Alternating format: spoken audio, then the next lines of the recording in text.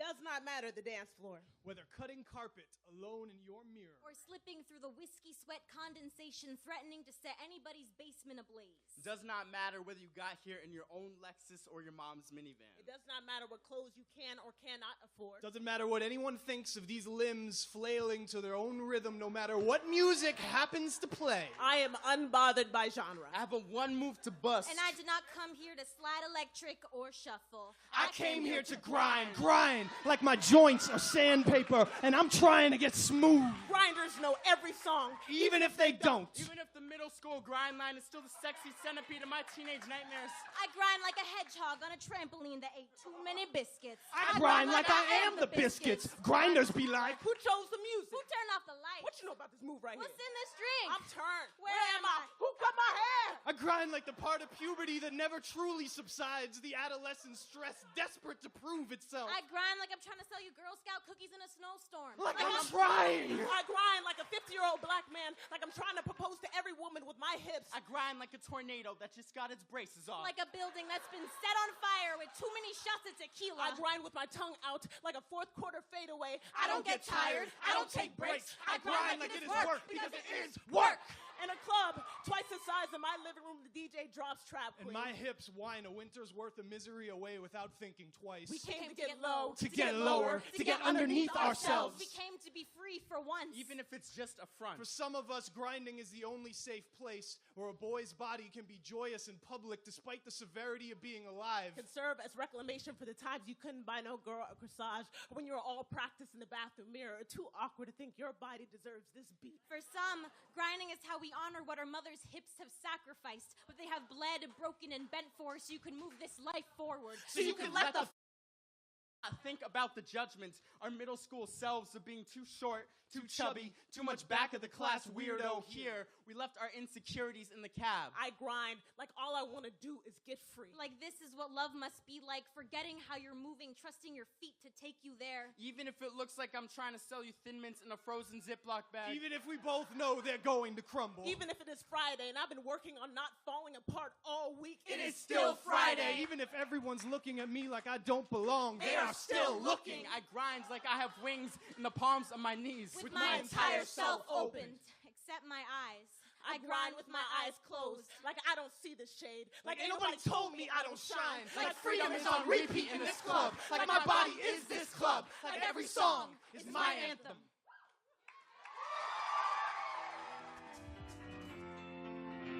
To the girl who works at Starbucks down the street from my house on Delmar Heights Road, swear to God, I'm not a stalker.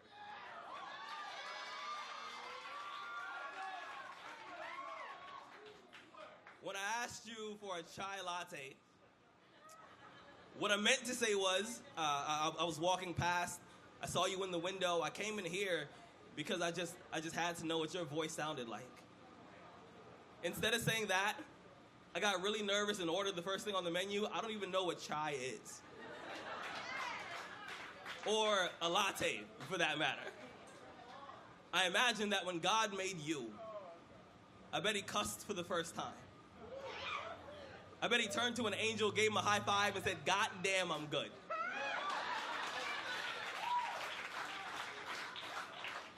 You were that beautiful. I spent the last 3 days trying to figure out how I'm going to introduce myself to you properly. I finally figured it out. It's going to be something like, "Hi." That's all I got so far. But I think it's a good start. I'm going to be honest, it's not often that I find myself eager to write about love. In fact, every time I try to write about love, my hands cramp, just to show me how painful love can be. Sometimes my pencils break just to prove to me that every now and then love takes a little more work than you planned. I heard that love is blind, so I write all my poems in Braille. And my poems are never actually finished because true love is endless. I've always believed that real love is kind of like a supermodel before she's airbrushed.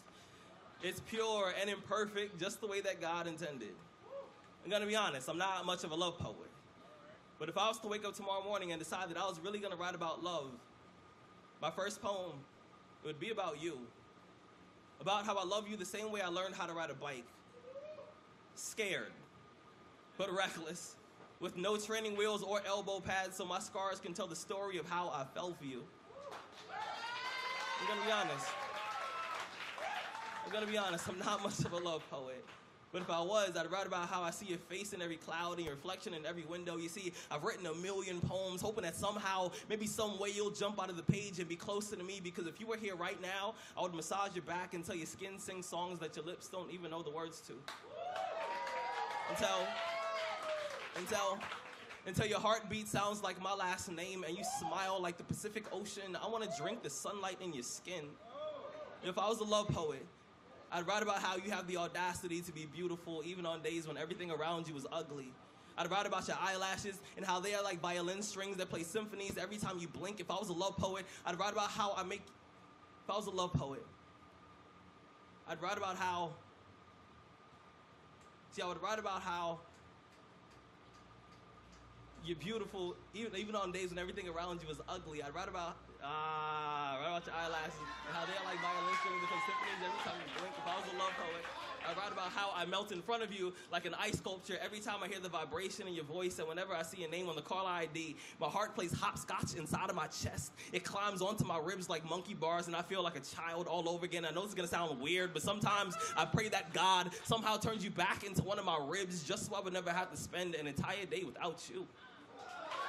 And I swear, I'm usually not a love poet. But if I was to wake up tomorrow morning and decide that I was gonna write about love, my first poem, it would be about you. After all of that, she was like, but how do you feel about me?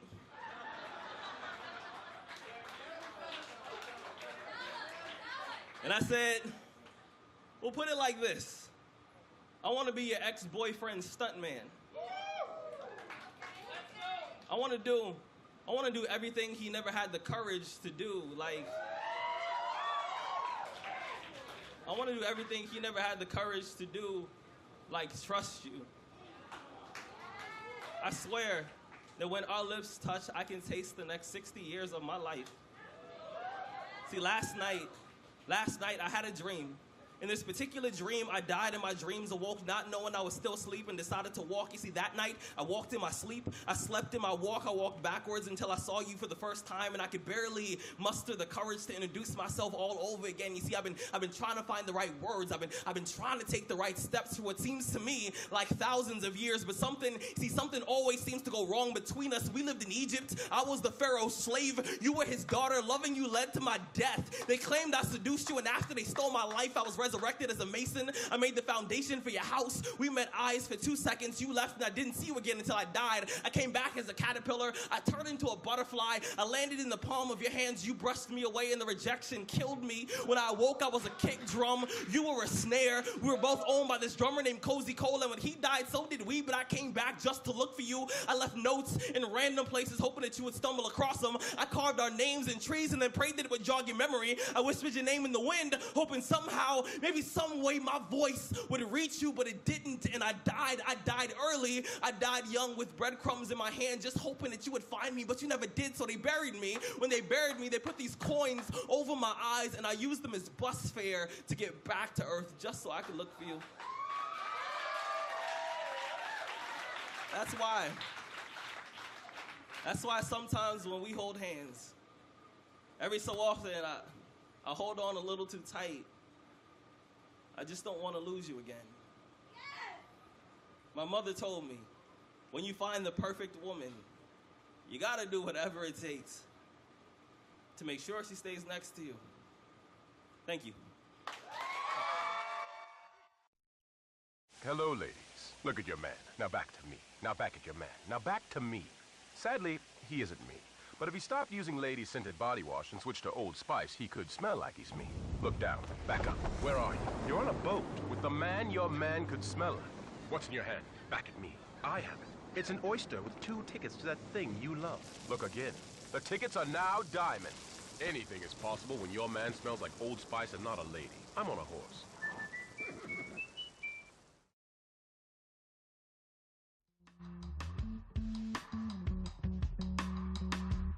In my head, poetry is a less quantifiable way of saving lives.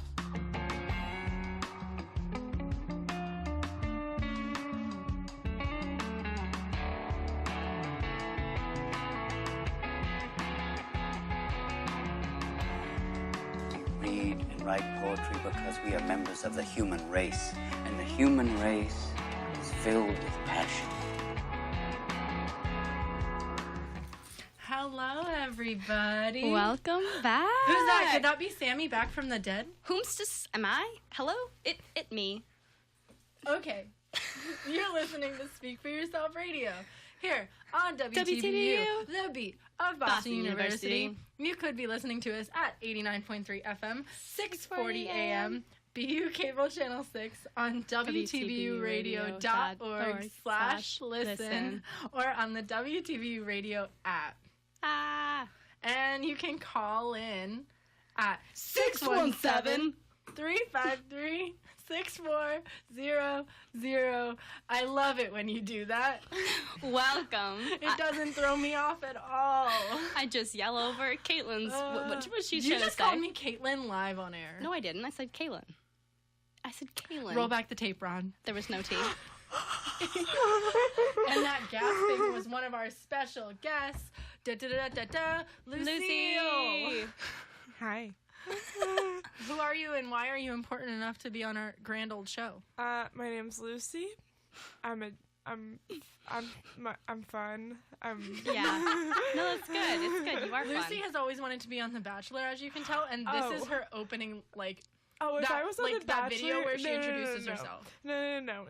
I'm gonna go on The Bachelor. I just have to be 21 to audition. You're almost there. And then I'm actually probably gonna wait until we're like 25, so there's a higher shot that it's gonna be canceled by then. No, it's not. It literally won't. That's what I thought about American Idol. It'll never go away. Back. No, but American Idol doesn't have the chance of love on it. You know, it just ends with are you successful or are you not? That's not true.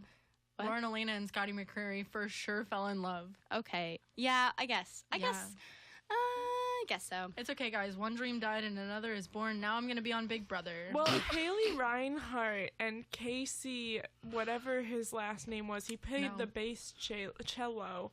They were together for a little bit on the show. That was like a mini plot line. Yeah, they What's his name, Ben? They were a thing. I think you're thinking of Alice, or, No, don't bring Alison Irahina into this. There's no way she's not a lesbian. No, she is.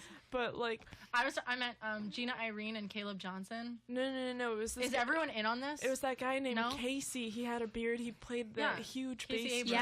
Casey Abrams and Haley Reinhart had a thing.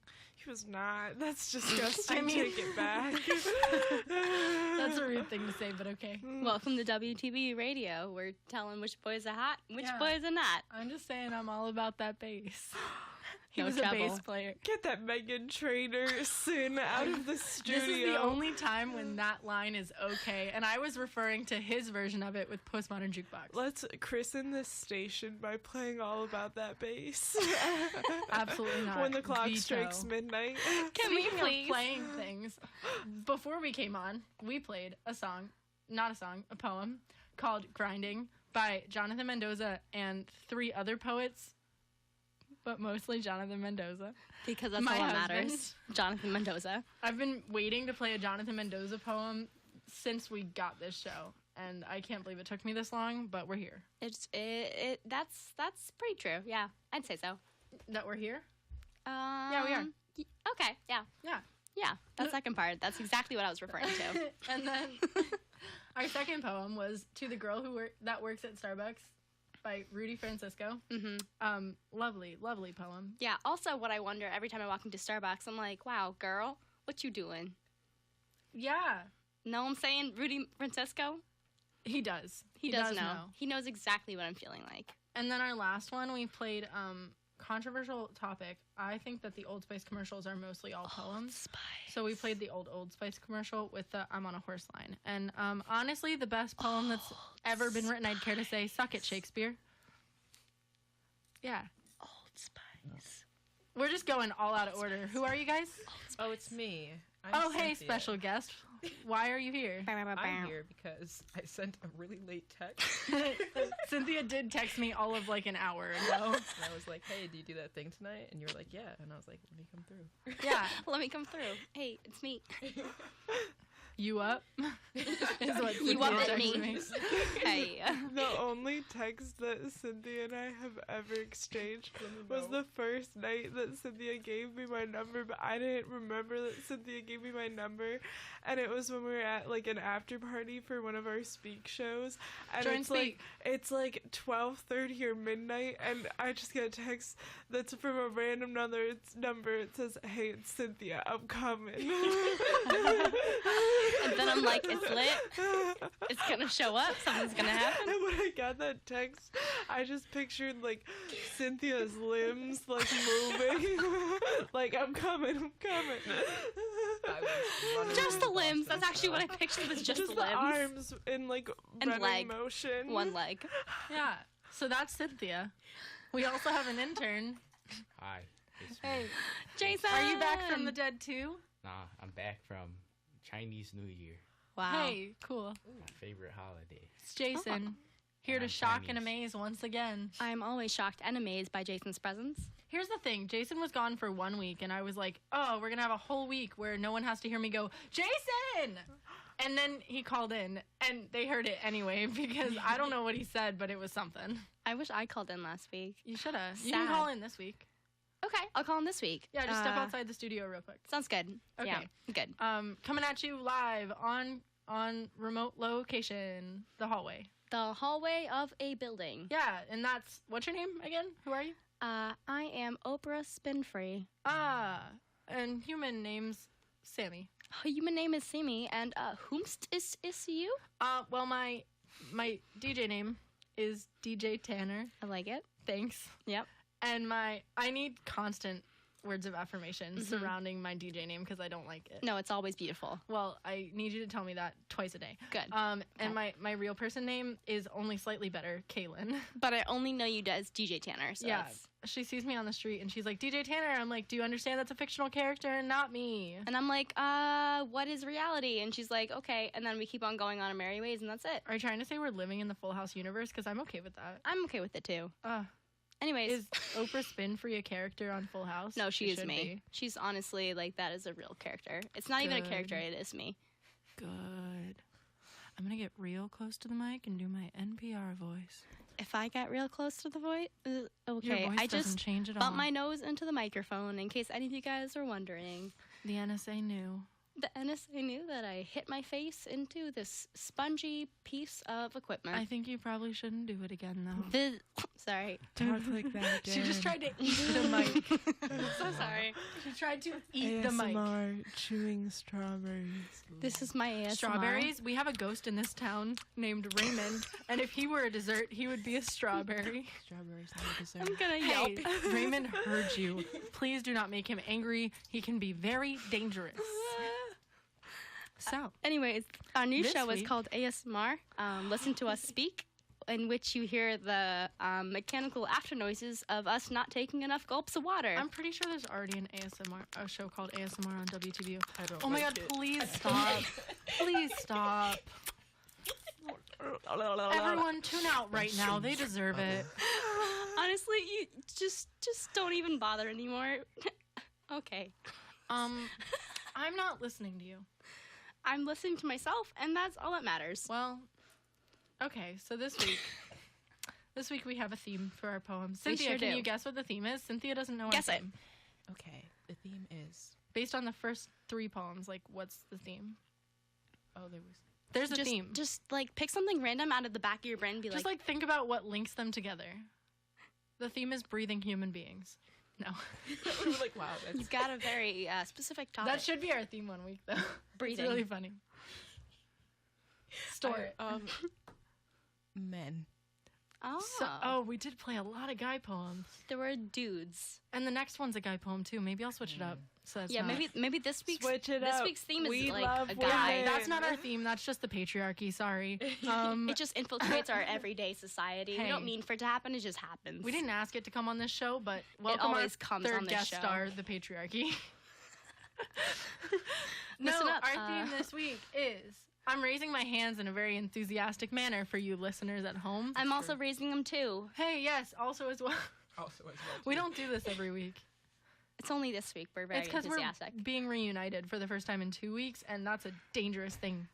Anyway, the theme is funny poems. Funny poems. Ooh, I love that. Funny poems. Can you whisper everything I say after I say it? Can you whisper everything I say after I say it? I love it. I love it. I feel like I have a hype man. I feel like I have a hype man. Ooh. It's from Hannah Montana. I'm Hannah Montana. I'm living a double life. And we also, fun fact, every week have a prompt. So. Okay, you can stop now. All right. It's over. It is. Stop trying to make fetch a thing. It's not a thing. I'm gonna just riddle this with bad references. We have a prompt. Yeah. Right? Yes. Our prompt this week, in honor of our funny poem theme, because I haven't been theming the prompts lately, and that's dumb. They should probably be somewhat related to our poems. So the prompt this week is to repurpose an overused punchline, because I think that's interesting. I do as well, and I cannot wait to see what kind of punchlines are overused and incorporated into today's poems. Because that's like, I really like, what are they called? Things that are overused. Cliches. Platitudes. Traits. And cliches. Yeah. Wait, so are we No, overused punchlines. We have to use them in a poem? Or repurpose them as the subject of your poem. You could write from the perspective of the chicken that got That's to the other side. That's exactly what I was thinking. I'm so sorry. No, I wasn't didn't thinking of say writing it. about the chicken. Ron, edit that out. I didn't say it. Maybe I should. No, I'm not going to say it out loud because, I mean, I don't really know what I'm going to do with it, but I don't want anyone to steal it. Okay. You have 2 hours on the clock. Ready and go. Hour and 8 minutes. Go. 6 minutes. So yeah, and all of you at home who are listening, we know how many of you there are. Let me check our stats. Exactly 400,000. 3. Okay, I was close. You can call in with your prompt poems at 617-353-6400 later on in the show, and you can send them in to our social media. Our Facebook is Speak For Yourself Radio, at SFY Radio on Twitter. Also, that's our @ on Facebook. I didn't know Facebook had ats, but that's ours. Facebook had SFY Radio. Yeah, I don't know. At SFY Radio. Now I know things. Yeah, and you can message it to us or just like tweet it at us publicly if you're one of those people. I'm one of those people. So you can be one of us, I guess. Oh my God, we're getting a call already. Can you believe it? That's so early in the show, and someone is feeling like they caller. Hello. Hey. Is this WTVU live stream? I can't stand this button. What's your name, caller? My name is Whitley Silk. All right. Wait, what is it? Do you think you'd feel more comfortable if I spoke in a Southern accent too? Maybe. Howdy. I have an accent. No. I don't know. This is a trap. Cynthia, who is this man? Cynthia, tell us. Cynthia, did you thirst trap someone into calling Well, WTVU? is that you on the line? That's me. Hello? Hello. Oh, I hear you. How you doing? Hello. I just don't move. I just thought I need to give a poem from Spoken Word Tree. Please. Yes, please read a poem. We're ready. No expletives. Yeah, I don't really know how to rhyme.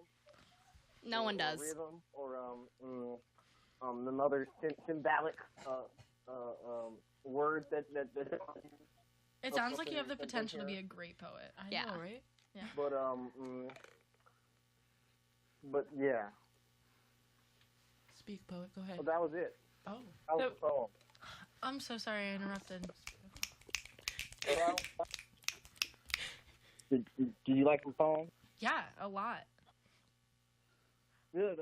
Do you have any books we can buy? Critiques? I'm hoping to go live in a few days. So You know what? I got no critiques for you. Do you mean like Facebook Live, or like Instagram Live, or like Paradise Rock Club Live? We're live right now. Why do we need to live somewhere else when we're live right now? That's so fair. That is Aren't we live all the time? Fine, drag me, sir. Okay, well, thanks for calling in. Can I just quote, drag me, sir? It was great talking to you. Good day. Call in with a prop poem later, and we will feature you on this radio show. We love you very much. Hearts and kisses. Mostly kisses and hearts. And some hugs. Speak for yourself, radio. Okay, bye. I don't know how to end those phone calls. I don't know how to end anything ever. That's why I just continuously talk until people hang up on me, because that's the best way to go for it. You know, See, just and like I can't do that. talk until someone else hangs up. Then you know, like, okay, they were ready. And that's all you need to know. They were ready to hang up. That's very selfless of you. It's just a thing. So, I'm gonna play a poem. If that's cool. If that's okay. I guess it's okay. I mean, I think that's, like, maybe the point of the show, but, like, I'm not really sure. I think we decide what the point of the show is. It could just be, naming things. It could just be us looking at each other and, like, shrugging. Just, like, us making eye contact and, like, shrugs.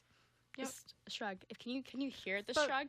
For now, while we contemplate what this show is all about and reevaluate our entire life, we're gonna play a poem or two, or 5, probably something like that. More like that. Yeah, sorry. Mm-hmm. This next one is T.S. Eliot reading The Naming of Cats from Old Possum's Book of Practical Cats. Please enjoy. I don't know if this poem's actually funny, but I think the concept is funny. Just the idea that this exists. And also T.S. Eliot, you should always enjoy any poem by him, because he is one of our greatest and one of the people that I consider to be at least able to put words together. True. Yes. So he's known for that, actually. Yes. Putting words in a sentence. Good for him. Okay. Yep. We'll be back. Bye-bye. Naming of cats. The naming of cats is a difficult matter. It isn't just one of your holiday games. You may think at first I'm as mad as a hatter when I tell you a cat must have 3 different names. First of all, there's the name that the family use daily, such as Peter, Augustus, Alonzo, or James, such as Victor or Jonathan, George, or Bill Bailey, all of them sensible, everyday names. There are fancier names if you think they sound sweeter, some for the gentlemen, some for the dames, such as Plato, Admetus, Electra, Demeter, but all of them sensible, everyday names. But I tell you, a cat needs a name that's particular, a name that's peculiar and more dignified. Else how can he keep up his tail perpendicular, or spread out his whiskers, or cherish his pride? Of names of this kind, I can give you a quorum, such as Monkastrap, Quaxo, or Coricopat, such as Bombiliorina, or else Jellilorum, names that never belong to more than one cat. But above and beyond, there's still one name left over, and that is the name that you never will guess, the name that no human research can discover, but the cat himself knows and will never confess. When you notice a cat in profound meditation, the reason, I tell you, is always the same. His mind is engaged in a rapt contemplation of the thought of the thought of the thought of his name, his ineffable, effable, effin ineffable, deep and inscrutable singular name. My mother's response for every out-of-pocket thing that's ever happened in this world is, white people are crazy. I asked her why the man at work said my African hair was unprofessional, and she just says, white people are crazy. My cousin asked her why they don't dance on beat, and she just starts laughing and says, white people are crazy. She never let us believe in Santa Claus. She said, ain't no way some white man gonna break into this house and leave gifts for you. I'm getting 2 paychecks from them gift girl. White people are crazy. The same thing can be said about the tooth fairy. Instead of $1, my auntie left a note that said, money don't grow on trees. Or clean your damn room. Translation, white people are crazy. My mama don't care who she says this around. Her way of turning down potato salad at the company picnic is by saying, white people are crazy. Mama says this when the car breaks down, when the wind blows too hard, and every time she checks her bank account, like last week when I asked her to borrow $20 and she just says, white people are crazy. She said this so many times, I think it was a proverb. And I know this to be true because all of you are sitting here thinking that there is going to be a flip to this poem, that this is going to be about reverse racism and not the fact that white people are crazy. No! White people are fucking crazy. Like, y'all are so crazy, you believe in Bigfoot and Taylor Swift. Y'all are so crazy, you sitting here like, she can't be talking about me, she's talking about the system, as if you don't benefit from the system every damn day. Y'all are so crazy, you sitting here like, but I teach inner city children. I would have voted for Obama again. But my partner is black.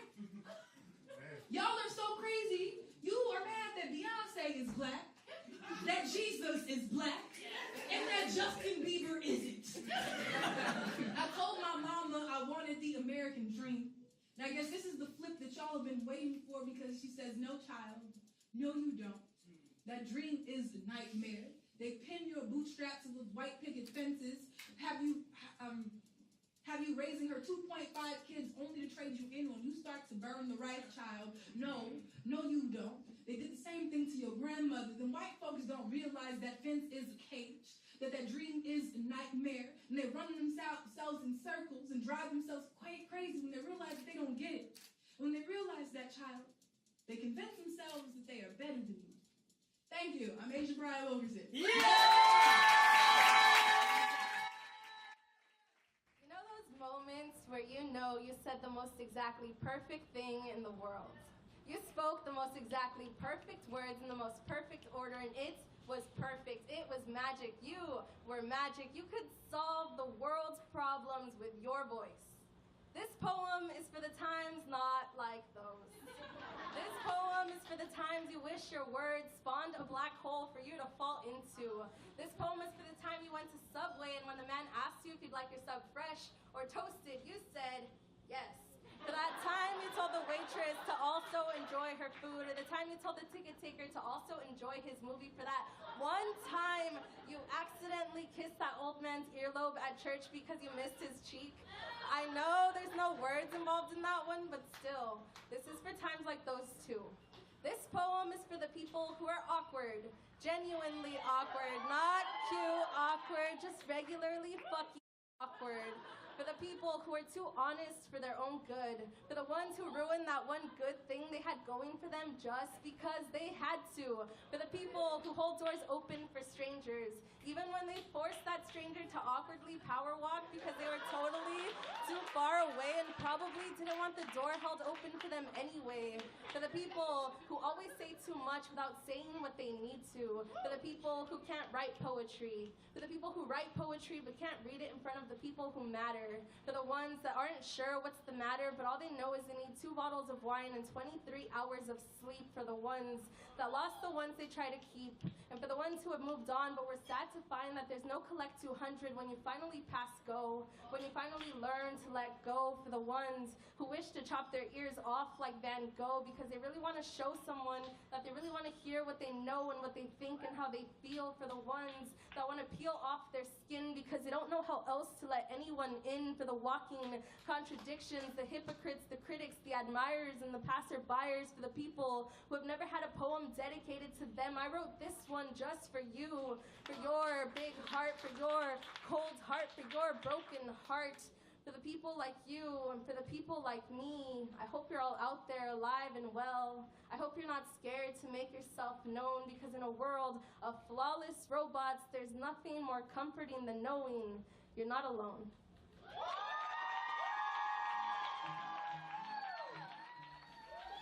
Called Mexican Heaven. All of the Mexicans sneak into heaven.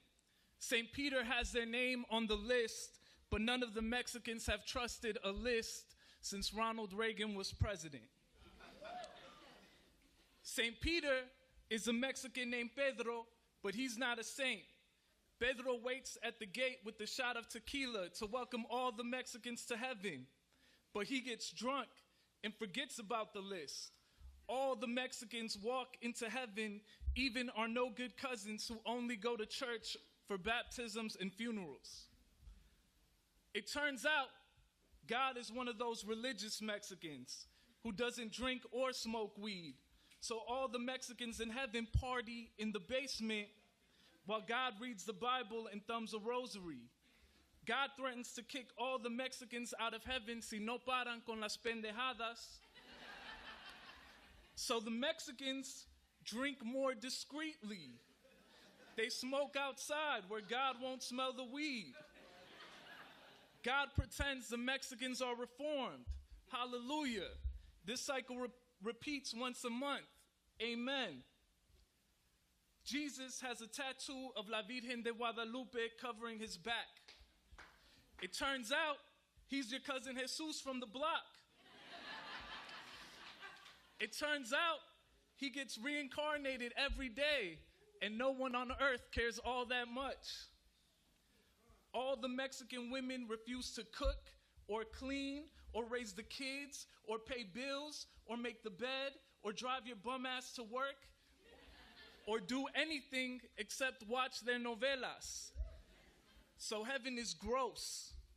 The rats are fat as roosters and the men die of starvation. There are white people in heaven too. They build condos across the street and ask the Mexicans to speak English. I'm just kidding. There are no white people in heaven.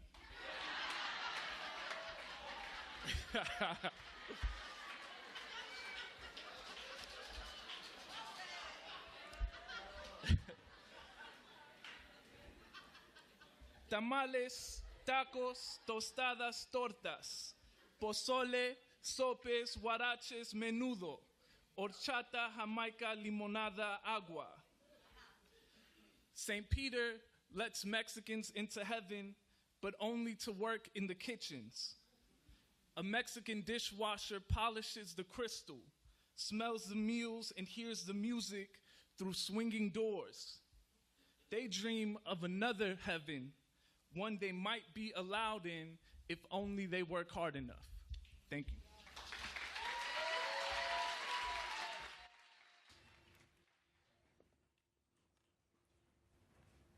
I have a disease. Actually, it's more of this condition that puts me in a position where people always look down on me.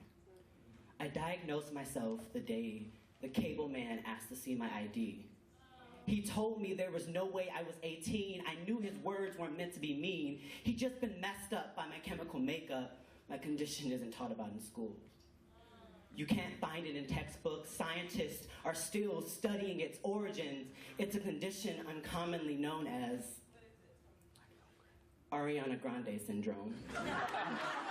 For those who don't know, Ariana Grande syndrome is the major flaw in always looking like a minor. It was named after singer Ariana Grande, who's known for being the exact opposite of her name. Despite having the voice of an angel, she has the body of a cherub. We people who suffer from Ariana Grande syndrome seem to stop growing before we even start. Developing to look underdeveloped, maybe we hit puberty so hard it stopped. Tall people, you laugh, but Ariana Grande syndrome, they call us tiny, travel size, pocket size, fun size. But there's nothing fun about being old enough to pay taxes, but too small to reach the cereal on the top of the refrigerator. I'm hungry and mini, and I'm tired of being criticized for being bite-sized. So many people don't understand the issues caused by Ariana Grande syndrome. Our lives are a constant battle to see past the person in front of us, or people asking if we're old enough to do something, or people using our heads as armrests. I mean, that's just degrading and rude. And what makes you think a person our size can carry your weight? We're not kickstands, although we're small enough to be. It's time for short people to start getting the respect they deserve. There are plenty of people with Ariana Grande syndrome who contributed a lot to this world. For instance, Ariana Grande. I'm sure she sits on her stacks of money made from her 2 #1 albums to help her see over her dashboard. But let's not forget Dr. Martin Luther King Jr. dreaming dreams big enough for this nation at 5'7", or how Spike Lee directed the world's attention from his stature to his films. I'm sure being 5'5" doesn't kill Kendrick's vibe. So tell people y'all might want to check yourselves. Don't you know big change comes in small packages? We short people speak louder in order to be heard. We jump higher in order to be seen. You may look over us, but you can't overlook what we've done. Don't look at the tree and forget about the seed. Don't look at the ocean and forget the stream. Understand, David and Goliath ended up with Goliath on his back. Don't you get a big head to have it chopped off. That human armrest of yours might just be the next Gandhi, or Beethoven, or Spud Webb. Check the World Wide Web and educate yourself. All the bark with twice the bite. We changing this world with half the height. So you may look down on us now, but you'll look up to us later.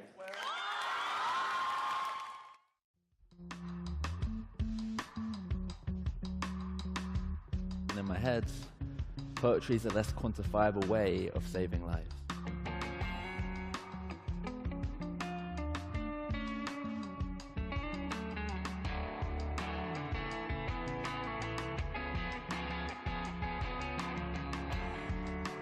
We read and write poetry because we are members of the human race, and the human race is filled with passion. Welcome back. Hi. You are listening to Speak for Yourself Radio on WTBU Radio, the beat of Boston University. You could be listening to us at 89.3 FM, 640 AM on BU Cable Channel 6, WTBUradio.org/listen, or on our WTBU Radio app. And you can call in at 617-353-6400 now for free shipping and handling. With 3 easy payments of $0 and 00 cents, you can call in to our radio station. It's a great deal you can't miss. Don't miss it. That was scary. That was Raymond, the ghost of calm. That was yeah. Okay. Yep. We played some poems for you. Those were like some a good couple ones. of them. A good one. We started with The Naming of Cats by T.S. Eliot, read by T.S. Eliot. Yep. Then we played White People Are Crazy by Asia Bryant. Then we played Awkward Poem by Anna Cristina. Then Mexican Heaven by Jose Olivares. And Ariana Grande Syndrome by Charles Hines was our last one. Beautiful. He's a cute little boy. I love them all. Wait, that's what his whole poem's about, is how I shouldn't have said that. Yeah, no, that's exactly what it's, the point of it is, like, don't call me a cute little boy, because I'm not. Another giant of a woman making fun of short people. There you go. For those of you who can't see, I'm a tall lady. And I am a short one. No, you're, like, average. I'm, like, 5'3". On a good you're day. Short. On a good day. I wish I was 5'3". What are you? Me too. Thanks, Jason. Oh, I'm the tallest one here. I feel happy. Are you? How tall are you, Cynthia? How tall are you? How tall are you? You first. I'll show you mine if you show me yours. Stop. 5'7" and some change. Oh, okay. I'm almost 5'11". I changed my mind. I'm actually 6 feet. So, we have been playing you some funny poems. And we've also some giggles. Some ha-has. Just like that. It's me, Mario. The door's over there. Anyways, see you guys never again. Bye-bye. For you listeners, I pointed at the door. And I left forever. Yeah, she's gone. Never again to Coming return. to you from remote location, the hallway. Bye-bye. Do you guys all just hear me squawk? That's what my laugh sounds like. It's like a honk. Honk. Do we have a goose in the studio? I hear a goose. No. No. Okay, so we've been playing funny poems. We do have a prompt hanging out in the air, which is to write a poem in which you repurpose an overused punchline. And you can send those prompts to our Facebook page, Speak for Yourself Radio, at SFY Radio, on Facebook and on Twitter. And you can call us with them, I guess, at any point. I mean, we're pretty lax. We're cool. We're not like regular moms. We're cool moms. We're cool moms. You can call whenever you want. If you're gonna do it, we'd rather you do it in the house. Yeah. Wow, the Mean Girls references are here today. They're here and they're ready to take a squat. Is Lindsay Lohan doing something and I'm like picking the energy up? Because I feel like that must be what's happening. I feel like she's probably like cooking a hot dog and I'm like, oh, I feel you. You feel your energy. I don't like that noise. Yeah, that one. Welcome to Lindsay Lohan's life. Literally, my life is... Have you guys heard that song? Literally, my life. Do I have to play that song live on Oh, air? please don't. It's horrible. I played the please whole do. thing for Lucy in my room. She I feel didn't like you need stop. to. Like, she saw that I was scowling. Probably the biggest scowl I've ever done in my life. And she just played the whole thing anyway. Literally, my life is... I can't handle that Mercedes song. and a Benz with a... No. Some kind of a... I don't think that's how it goes. Literally, my life. Yeah, that There's one. some kind of a... Literally, my life. Like, that's like the actual song. It's like, yeah. quote, literally my life. I think we can unquote. play it because it's a funny poem. You know what? I agree. It is a poem. There's definitely some lyricism to it in a way that relates to my emotional well-being, which I'm like, also, literally my life is Mercedes cars and what? Feeding. Oh. Beaches every single night. Literally. G-Wagon. Riding in my G-Wagon. That's it. How do you G-Wagon. guys know I have a G-Wagon? My Well, it's a reference to Trisha Paytas and her pink G-Wagon. Oh my god! Can we just talk about Trisha Paytas's like I'd be happy pink to. G-Wagon? Her pink leather G-Wagon, not only on the outside but also the inside. Yeah, It's can we pink. talk about her house, which is all pink with naked pictures of her all over the place? Because Trisha Paytas is my idol. Yeah, honestly, I want to have that kind of confidence in which I can have naked Yeah. pictures of myself all around my 17,000 square foot house. Trisha Paytas is my icon of body Idol. positivity. An idol of And positivity. Anyone who shames her can fight me personally. Oh, she can fight me. Honestly. No, not her. Other people. Okay. And her. Actually, Okay. I'd love to fight Trisha Paytas. That'd be fun. You know, honestly, I'd like to clarify. Yes. Anyone can fight me, comma, but Trisha Paytas, please, comma, please fight me because I would really enjoy that. I just want, if it means I get to meet her. Yeah, no, honestly, that's the point. Like, Trisha Paytas, fight me, please. Yeah. Okay, so funny poems, yes. And we usually go with like talking points for these segments. I feel like we have so many people in here that I didn't try to push too many talking points. Because I, just want to like go with the flow. Let the conversation go where it goes. Yes. But as a nice little like starting point, figured we could talk about how to write a good funny poem without sounding like you're trying too hard. Because everyone does. Oh, you mean I can't just start with, orange, you glad I didn't say banana? Are you kidding? Stop, that was the punchline I was writing about. It's in my list. Wait, are you kidding? I'm not writing about I'm that. a Don't worry. stanza and a Looks half like, in. oh, fuck. Just do it, man. Just take it out. Just do it. Looks like we all gotta restart Just from the beginning. dance. Gonna We be rerun that. okay. Ron, edit it out. Just Sammy dance. didn't say that. Nope. It's gone. Nothing ever happened ever in the life of our existence. I don't know where I got this name Moving- Ron and decided he exists, but he edits this now. Now he does. Yeah. And according to that man, we now have 4 full poets in this room ready to provide a prompt. 4? Yeah, the ghost. That would be... There are 5 of us. Genius. Oh, Lord. I'm so 6 ready. With Ray. Ray's a poet? I think so. Yeah, now I mean, so. I can ask. Well, when we're on break, I'll think I bring out want my you to. spirit box. We'll talk to him. Okay. No. Raymond is the ghost of calm that I talked to last week. You say that as a joke, but I say that sincerely. Can we? I did it last week. Oh, she's so serious. Yeah. So last week, for those of you who didn't stay tuned, so we had our normal 2-hour block last week, and then I subbed the show after us, and I called it Speak for Yourself Stupid Hour, and it was actually 2 hours, which is the dumbest part of it, is that it was called Stupid Hour, even though it was 2 hours. I'm so clever. Wow. And I just played really, like, 90s, 2000s music, and during the breaks, I would get on my Spirit Box app, plug it into the board, and talk to the Ghost of Calm instead of talking to the person who was in the studio with me. Wow. Really iconic. I Honestly. made Kara leave. Good. Because they didn't want to talk to a ghost. Fantastic. really fantastic. Honestly, I'm ready to talk to someone. His name's Raymond. Good. Great. Really And great. If he were a dessert, he would be a strawberry. Strawberry's not a dessert. Raymond hears you. Raymond's gonna get you both. If I were a dessert, I would be a single dollop of whipped cream.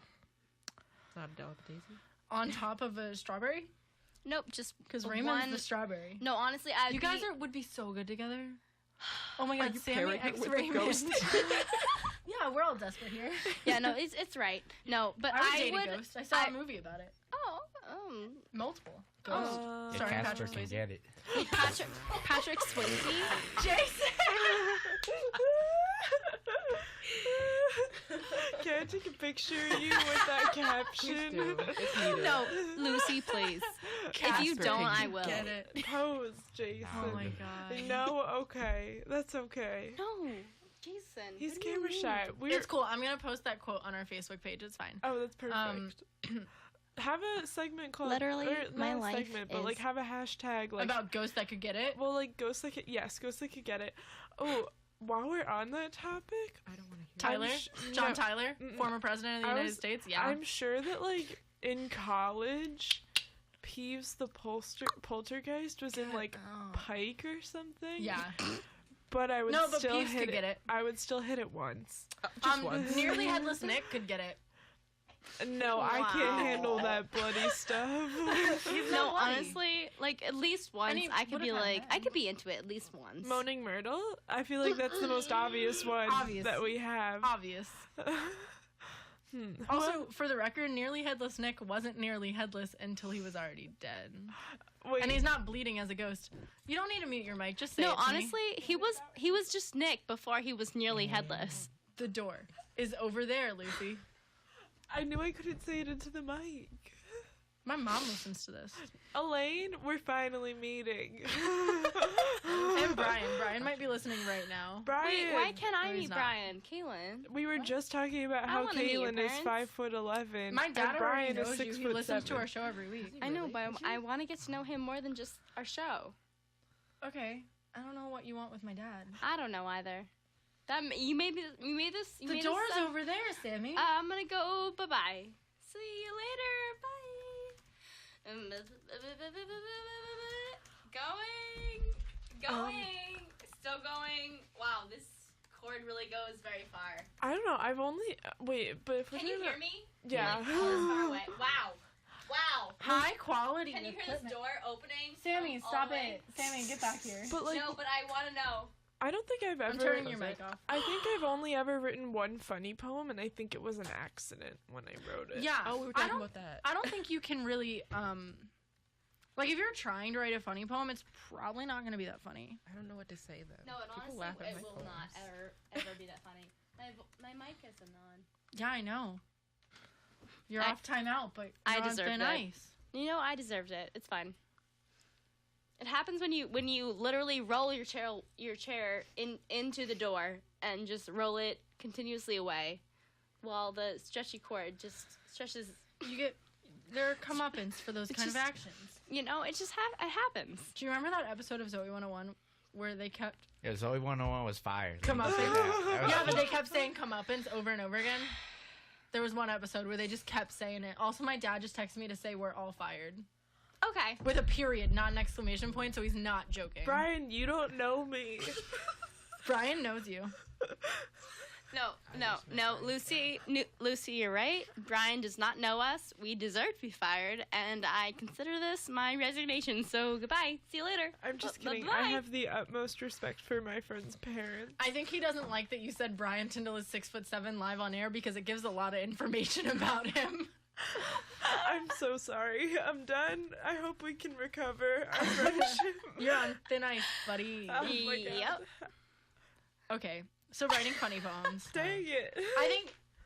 I think you can do it on purpose. Like sometimes, it just has to Occasionally. be like Cynthia knows. Cynthia writes funny poems. No, Cynthia, honestly, like, what a gem. Honestly, Oh my I God. haven't come to a semester of Speak and ever heard such a vibrant source of soul and life than I have with Cynthia. So, Cynthia, please, tell us your secrets. Well, I don't really have any secrets, but like. Oh, I'm kidding. Okay, so first,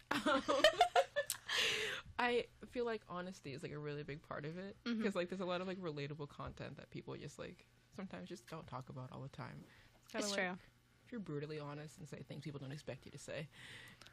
Also, I feel like some people use very tired things, and it sounds like they're trying to be funny. Like, No, but if it's I hear true. one more person talking about stepping on a Lego in a poem, I'm gonna vom. Because No, looking for these funny poems this week, so many people think that's still funny, and it's not. No, but the thing is that we all have, I think what it comes down to is that we all have very relatable topics of which we all refer to. You know, like stepping on a Lego, for example. Like, oh my God, that would hurt any single person who stepped on any single Lego. Yeah. However, that being said, how can you make that creative? How can you make that your own? How can you make stepping on a Lego your own? Yeah. So let me think. Have the Lego step on you.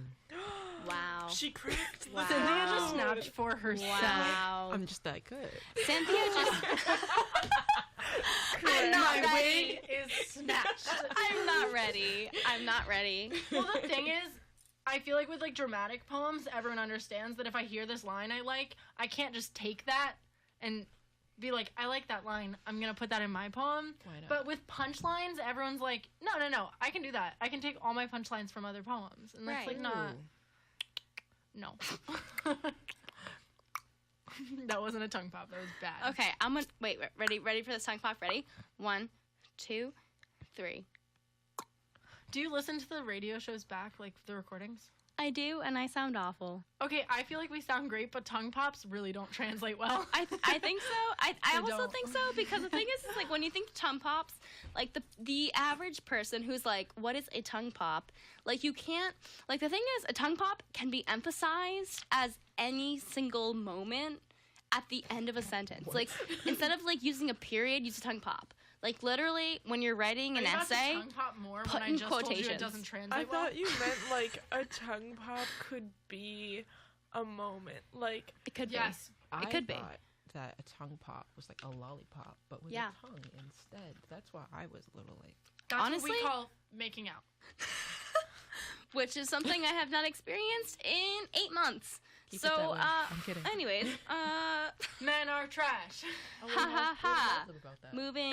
It's in our. We did a Mad Libs earlier, and We could make it clean. when asked for a name, I said men are trash. And I was like, agreed. And then we both kind of looked at each other for a solid 2 seconds too long, and then just kind of laughed awkwardly. And then I tried to get Sammy a date with a ghost. and that's exactly the kind of relationship you should have with other people. Yeah. Exactly. That's friendship right there. I think so. That's the makings of a good radio duo.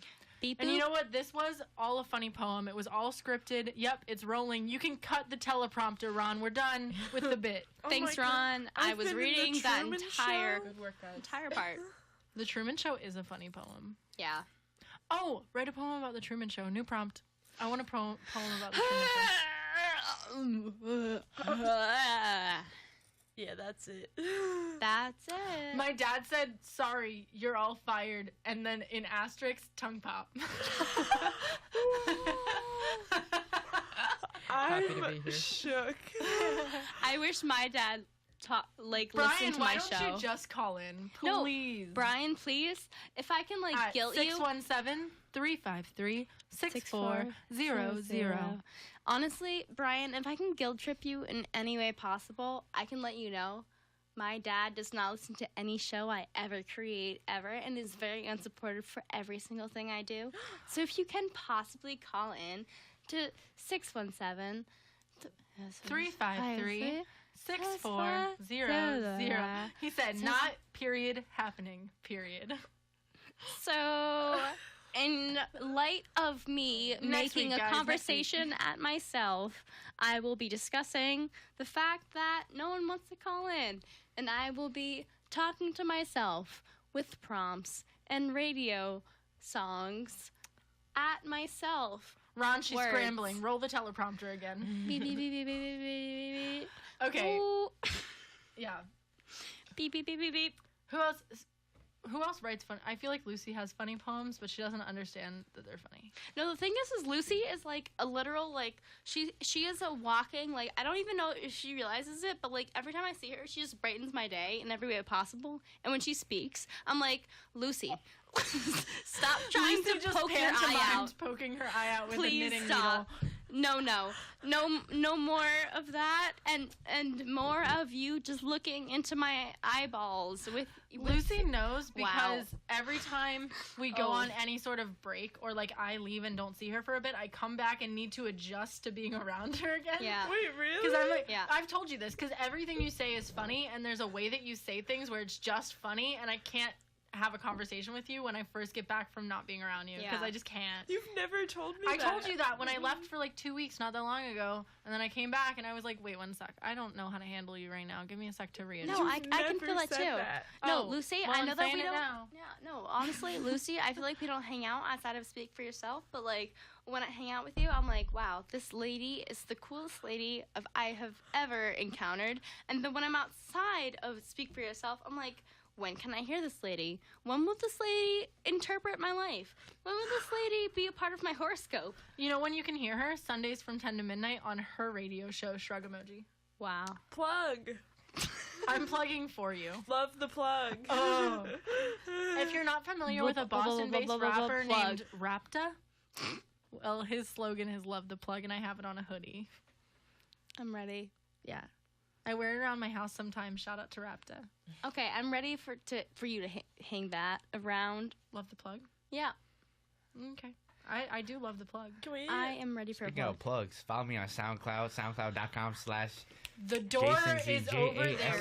Plugs. Okay, JasonZ. you guys can follow me at Cynthia.speaks on Instagram. Wait, I didn't Follow know you me had at an Insta. Sammy Yes, SAMMIALTZ at Instagram.edu. That's not Instagram.edu. When your mom tells you to upload a pic of your homework so she can check that you did it. Instagram.edu. My Instagram is not good. My Twitter is at FinalFrontQueer. Check it out. Please. Please. And our Twitter is at SFY Radio. You can also find us on Facebook at Speak for Yourself Radio, and that is where you can submit your prompt poems. And the prompt this week is repurpose an overused punchline. I can't find Cynthia on Instagram. What? Okay, this is something we should do off air. Sorry. Jason, any advice for writing funny poems? Yes. Okay. Yeah. For me, like throughout like high school, people will always laugh at what I say, even when it's not a joke. Like me on That this makes me radio mad show? because I'm sorry. when people laugh at everything, it kills the punchline. It's true. So it makes me sad. You know what? But, like, You to know what? write a funny poem, you have to be bold. You can't be afraid to offend somebody sometimes. That's what makes it funny. I'm laughing right now. I feel so disrespectful. No. Honestly, Jason, you have not only encompassed everything you are trying to speak about, but also encompassed all of the wrongdoings I've done in my own life and caused me to reflect upon darn exactly what it is that I have done wrong in my life, which is made fun of every single person except myself. See, I feel that that's a victory for me. Welcome. Self-deprecating humor is overdone. That's not true. No, I hate but you're myself right. and it's still funny. It's still funny. Laugh at it. Stop screaming into the mic. You're making me adjust the levels. I'm so sorry. I do not get paid enough for this. Let's play Levels by Nick Jonas. Let's play Okay, that was a Levels good Why do by you request the worst Skrillex. things? It's like a game called Levels. Why do you request the worst songs but hate Literally My Life, which is a good song by My Life as Eva? Katy Perry's Literally, gonna die a my life. legend. Oh my god. The Fact. door is over there, Lucy. I'm a Katy cat and I can't pretend I'm not. I'm gonna yelp. A part of me is gonna yell. Bon Appetit is slept on. Just like Reputation. I'm turning off my own mic. I don't want to be bullied. I'm fuming. I'm not fuming. I'm pleasantly steaming, just like a solid toasted piece of bread that is like, wow. I'm very confident in my solid 79 degrees Fahrenheit. Yeah. 79 degrees Fahrenheit? I have no idea. That's not the temperature you should be right now. What temperature should I be? 89.3 FM. 6:40 a.m. BU cable channel 6. Or WTBU.org/listen. WTBUradio.org/listen. Oh man, I got it Or wrong. the WTBU radio app. Or you could tune in at 617 or call in at 617-353-6400 to share with us one of your prompt poems or to tell me that you're my dad. Hi, Brian, call in. To tell me. You know what? I honestly, if my dad was listening, I would 100% give him the same exact information. But he's not listening. I texted him the number. He has no excuse. He should really be calling in. Yeah, right honestly, Brian, can you make up for my dad too? We just all are curious to hear your voice. Yeah, I think. honestly. now. Picture I my think, voice, but make it my voice. There you go. And honestly, Really? like, No. not to pressure you at all, Brian He's Tyndall. not gonna call. And he's not going to call. He might have tuned out by now. He's not gonna call. Honestly, he might have. He But if said- I could... He said, not happening. You know that episode of SpongeBob? Yes. That's all I needed to SpongeBob say. is fire. Thank you. I Not lived directly through happening. Exactly. I Not can't understand happening. your accent. Yes, Squidward. Me.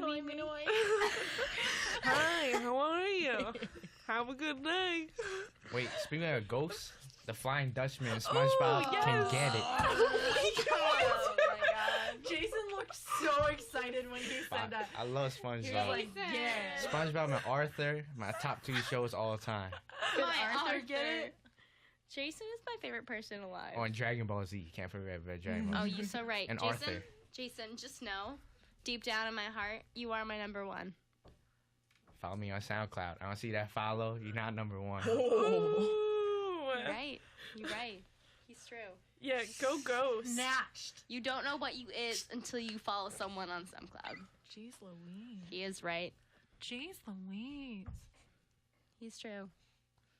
We need a sound effect of me going, Jeez Louise. I wish that was like, I wish I had like a board of like 100 different sound effects that I could just They're like. all things that I say. Jeez Louise. Just like, And wow. Jason! Jason! And just like one that Those I are my can like. catchphrases on the show. Like, and there are 2 other buttons, one of which is Cynthia. Hey. And one of which is Lucy. I want a soundboard that's just Lucy honking. Because she does. She honks.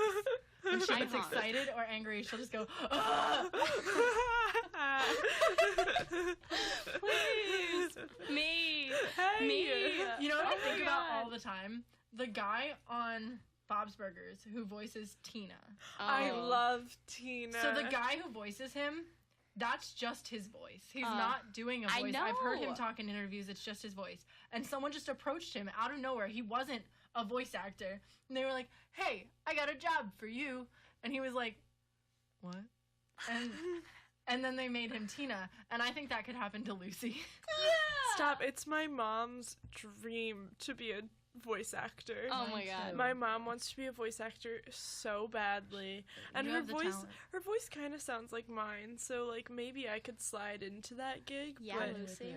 right now I still want to go on The Bachelor first. Yeah, but then you could be like those irrelevant people who are only kind of relevant, and then they put them in a cartoon movie instead of a real person movie. I think that's a good level of fame. Like Frankie Jonas in Ponyo. Oh, great level of fame. And Noah Cyrus in Ponyo. It worked out for her. Frankie What Jonas the heck? Frankie Jonas has a Excuse me. girlfriend now. I'm devastated. And no, that was what it Frankie really, Jonas could get it. It really made me think. I was like, 'cause I was looking at her Instagram. I was like, oh my God, she's gonna meet his family, and that means she's gonna meet the actual Jonas Brothers. He is an actual Jonas. He's No, like, he's the the brother of the bonus Jonas. Jonas. By He's the a way, brother of the Jonas family. I'm not trying to Jonas brag or anything, but also, I'm trying to brag and everything. Okay. I saw the Jonas Brothers live. I saw the Cheetah Girls live. I saw Fetty Wap. I saw One Direction 3 times. I saw Taylor Swift. I I met Oh, Taylor you win! Swift. You win! You win! Okay, so we're What'd you see, all Jason? very much well deserving For into this Halsey? clique. Okay, that's fine. Except for what exactly we're trying to do with this cohesive group. And Jason, let me know. Let me know, Jason, if you have a group that you are trying to see, because I will try to get you to see them. I have What is happening connections. currently? I have very much many connections because I work for WTBU Radio.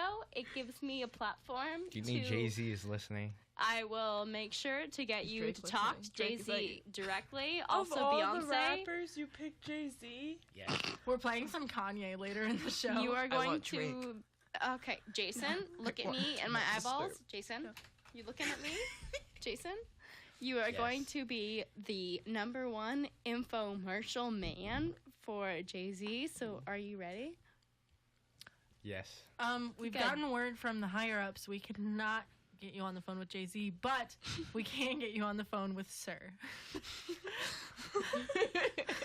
Like he can't talk speak. yet. You will one day. Sir and Rumi, we hear, and Rumi. Will that It's do? cool. Jason Yeah. is fine. You can. Are Blue you? Ivy is not available. She is booked up, but Sir and Rumi are down. Sir. That's what they That's a named wonderful their name. twins. Okay, good. He demands respect. I know it wasn't like the direct, exact thing that Jason wanted, but I know I try. Came close. Okay, I feel sorry. like we've given people plenty of tips on how to write a funny poem now. And it's time for us to retire into a poetry block. Wow, retire? Do you mean a 401k? Excuse me. I'm out of here. In this economy, I don't think so. That's my punchline. BRB while I go jump into my grave. Bye-bye. Okay, this next one is by Kay Cron, and it's called Poem for Greg in 4 parts. And it's really good, and I'm excited. Okay. At we'll me see next you time. soon, guys. Bye. This is a poem for Greg, parts 1 through 4.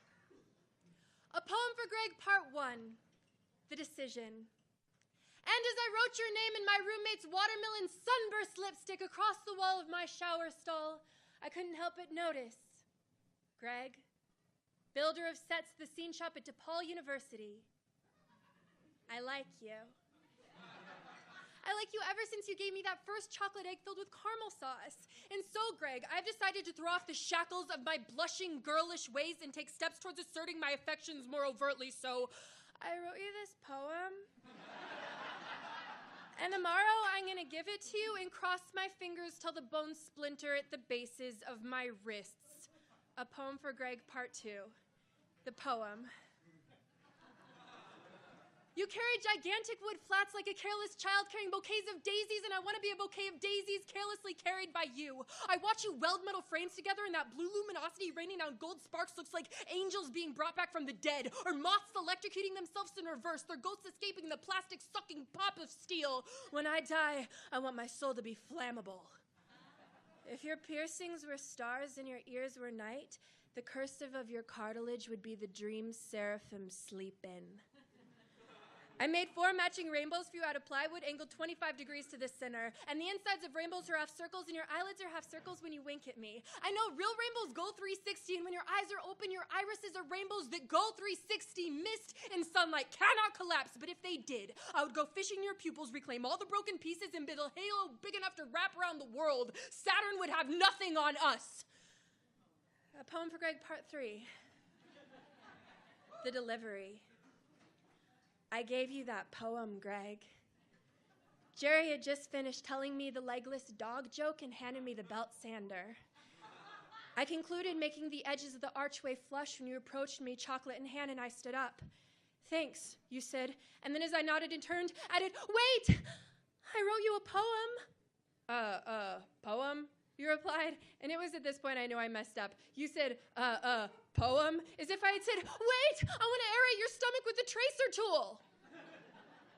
If I could blush any harder, the blood would spurt out of my cheeks. A poem for Greg, part 4. The reply. For the rest of the day, you acted as if nothing had happened. Finally, when it was time to go, you gave me this note. I don't really write poems, but if I did, I'd be sure to write one too, crossed out for you. Glad you like chocolate, GR. And it was at this point I realized we were never meant to be, Greg. But that's okay. Because I've swallowed so much sawdust today that my lungs are a twin pair of velveteen rabbits, and that stuff's in my bloodstream so my heart is adept, and gnawing through splinters, I'm a poet. This is what I do. Confess my love as often as possible, clean pink stains from bathroom walls, tell my roommate I'll buy her more lipstick, and hope that the next time my heart runs away with me, there'll be someone willing to come along.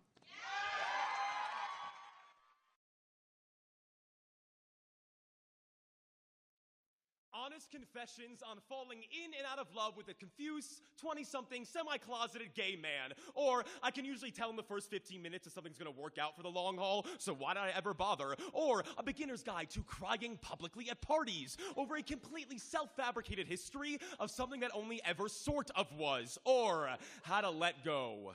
1. Last Halloween, Brittany Melendez dressed up as Dora the Explorer and got so drunk that she stood on a chair and shouted, "How many shots has Dora had? Ocho! Dora, tiene ocho shots!" 5 minutes later, you were making out with drunk Dora in the middle of the living room, and in that moment, for some reason, I knew you had to be mine. 2. I totally watched Django Unchained without you over winter break, even though I promised you I wouldn't, and then pretended to be watching it for the first time on our date. That was the only time that I ever lied to you, which for me is a personal best.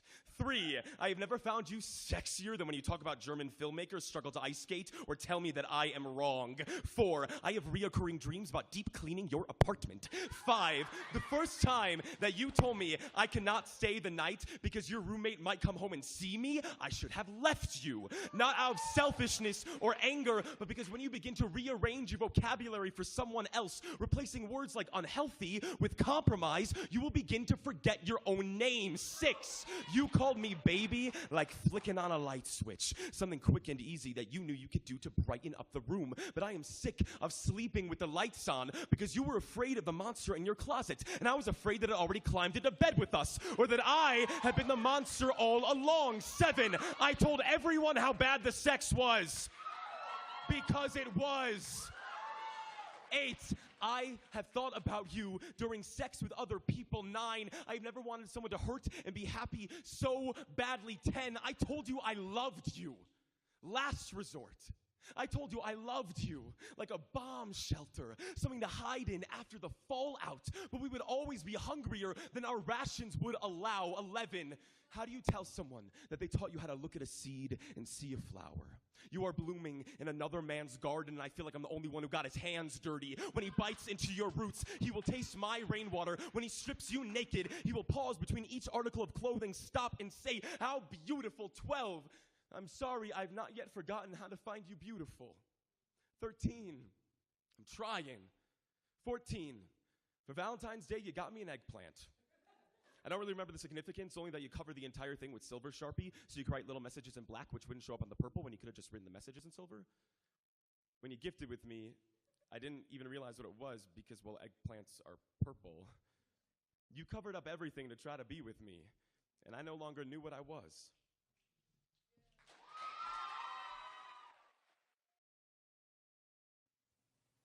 My tonsils are 2 kids at the middle school dance in the early 2000s. Usher's Yeah has just come on, and they're smashing and grinding up against each other, and it's bulbous and awkward, and the math teacher keeps trying to come in between them with a red cup to leave room for Jesus, but there's nothing stopping this love. The nurse doesn't think my description is funny. Strep throat is serious, she says. It could lead to cardiac arrest. You've had it 6 times in the last 2 months. So maybe my tonsils are in an older, more serious relationship. The kind where you never notice it's making you sick. The kind where you don't want to tell people things are wrong because it's the only way you've known love in your own mouth. She asks me how long they've been like this. I say, I don't know, always, which is how long I promised my boyfriend I'd love him for. She asks me on a scale of 1 to 10 how painful it is. I say, I don't know, I don't feel anything. something I eventually told him too. She says, I'm not here to talk to you about your love life. You just really need surgery. I tell her I don't have time to plan for that kind of surgery. She says there's never really a right time, which is what I thought on the coldest days when he was the warmest thing around. So I get the surgery. It's quick, but the recovery time is the worst because the older we get, the harder time our bodies have of letting things go. Tonsils are a vestigial organ meant from preventing disease from entering the body, and we never noticed how sick we made each other in the winter. Our pillows covered in germs that meant really well. For a week, my throat is covered in white scabs I have to learn how to swallow. I send pictures to all of my friends of the progress. I throw up all of the painkillers. Sometimes the body wants you to feel everything and show it off. I can't talk without my voice getting caught in its own net. Even now, after all this time, I'm afraid you can hear the way it's trying its best not to crack, trying its best to strain against the emptiness it is not yet used to. The doctor says that's just me sounding more like myself. And I keep trying to find the best metaphor for my heart. Underwear on the floor, stoplight stuck on yellow, makeup wipe at the end of the night, violinist in Harvard Square covering ushers, you got it bad. But maybe I've been thinking of the wrong organ. Maybe love is a vestigial organ. Something we should have evolved out of a long time ago, but for some reason we all have anyway. Something that makes us gasp in the middle of the night. Something that always hurts us on the way out. Hot food. We sit down to eat, and the potato's a bit hot. So I only put a little bit on my fork and I blow till it's cool, just cool, then into the mouth. Nice. And there's my brother, he's doing the same. Till it's cool, just cool, into the mouth. Nice. There's my mum, she's doing the same. Till it's cool, just cool, into the mouth. Nice. But my dad, what does he do? He stuffs a great big chunk of potato into his mouth, and then that really does it. His eyes pop out. He flaps his hands. He blows, he puffs, he yells, he bobs his head up and down. He spits a potato all over his plate, and he turns to us and he goes, "Watch out, everybody, the potato's really hot."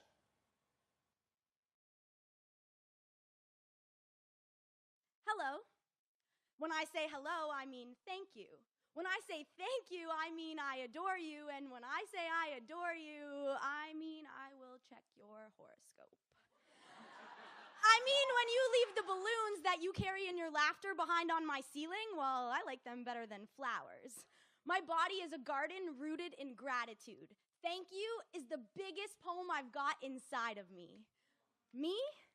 I am a campfire cold hearts like to sit around and roast their marshmallows in. But when I say campfire, I mean tiny furnace. Little light lady, I mean I am not the path of least resistance. But I swear I was struck by lightning, bang, boom, wow, this one time at Coachella when Jay-Z brought out Beyonce. I mean, I am flawless. Procrastinator.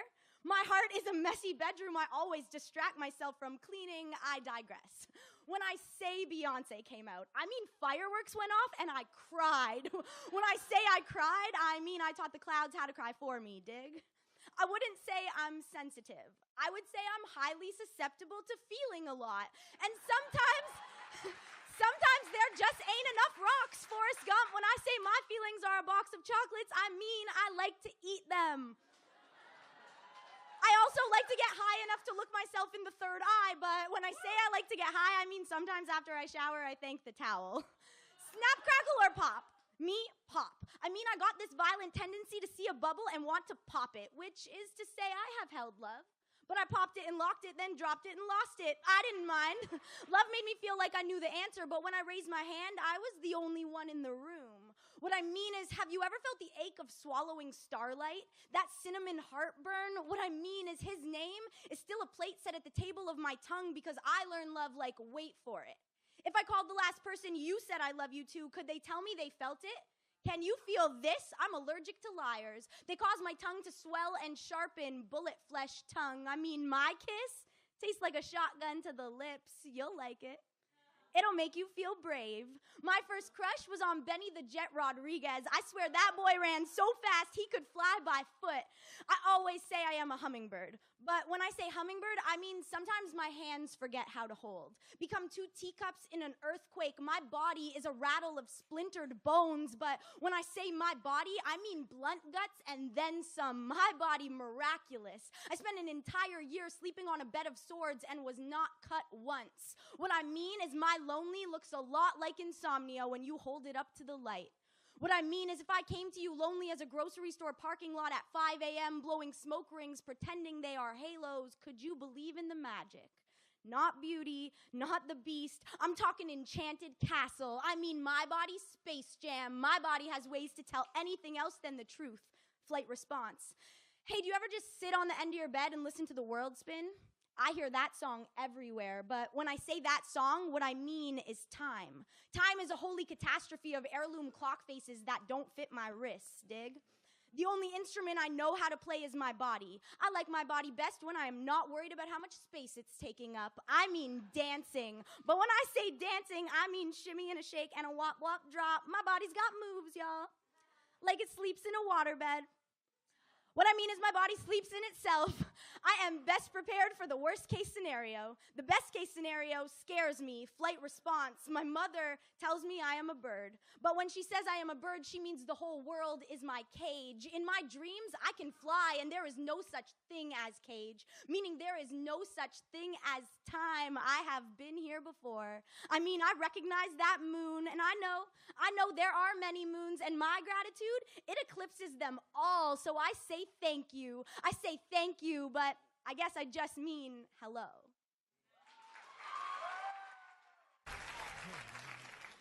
It's more I spend a lot of time like trying to like pick out my outfit because I'm like really into clothes. I'm gonna be the best dressed rapper out in the game. So, I got my, I don't, what, I'm so self-conscious.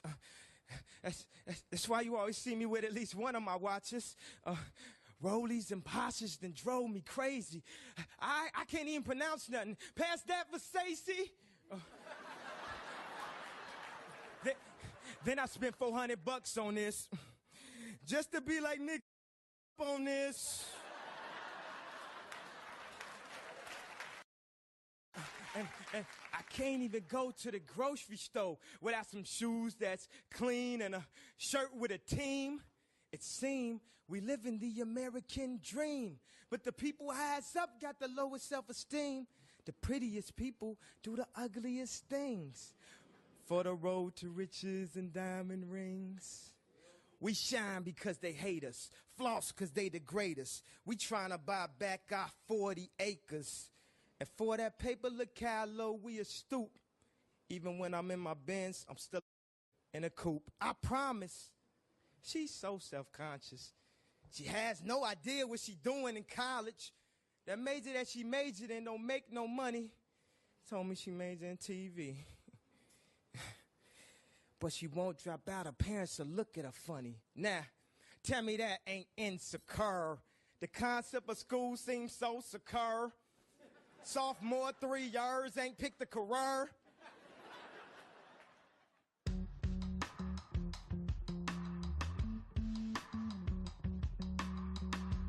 And in my head, poetry is a less quantifiable way of saving lives.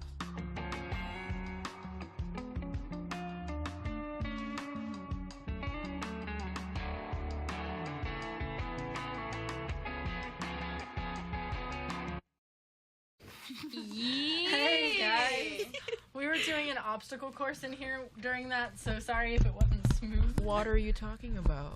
Oh, it's a joke because the obstacle was trying to get Sammy some water. Water. So we played some stuff for you. We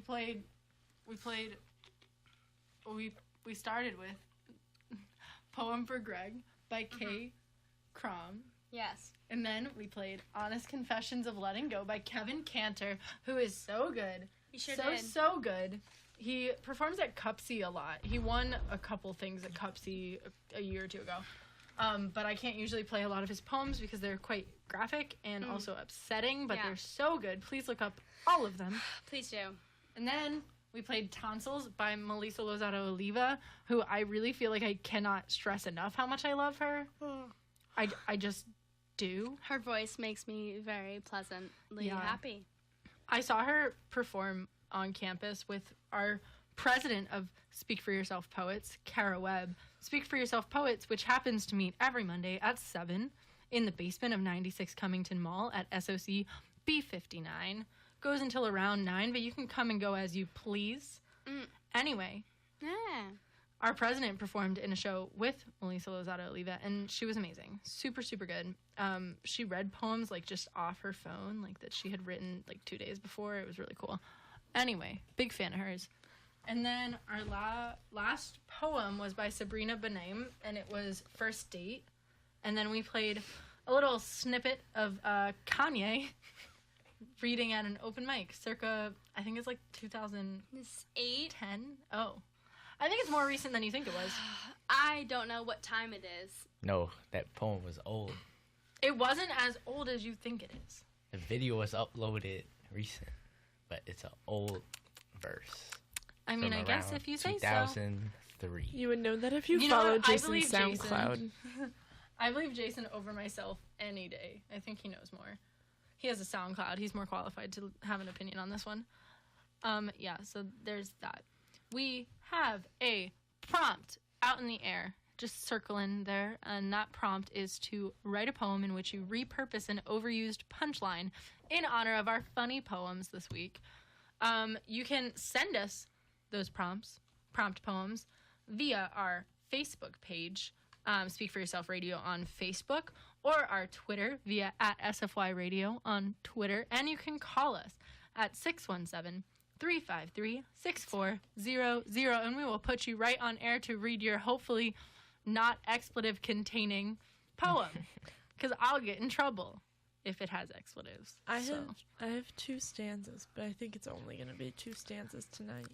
I don't think I asked. No, I know. I'm sorry. I'm so kidding. No, but I love it. Everyone else in the whole studio was like, what did she just say? Because they don't know that that's how I always talk to Lucy. But that's how I always talk to Lucy. Lucy is a gem. It's fine. Jeez Louise, why so serious? Jeez Louise. Oy. She's a rise. Oy vey. Lucy, would you like to read your poem? Sure. Hey, thank you. It's very short so far. Much love to you, my friend.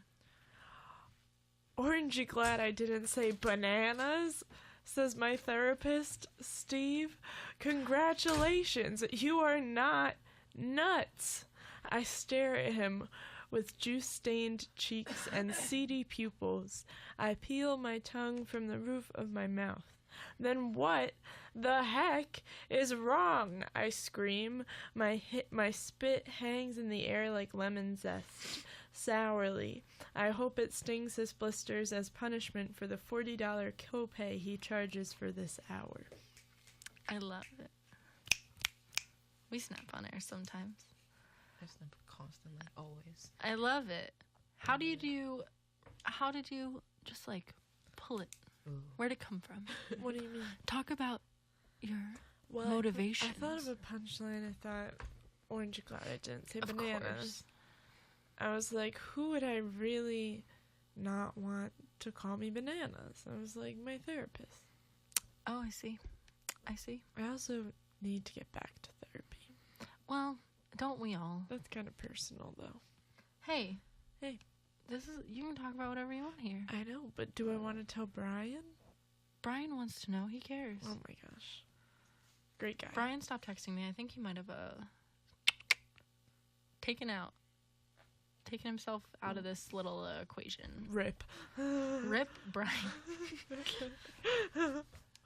Sammy also removed herself from our ranks, so I'm the captain now. What movie is that from? Look at me. Look at me. I'm the captain now.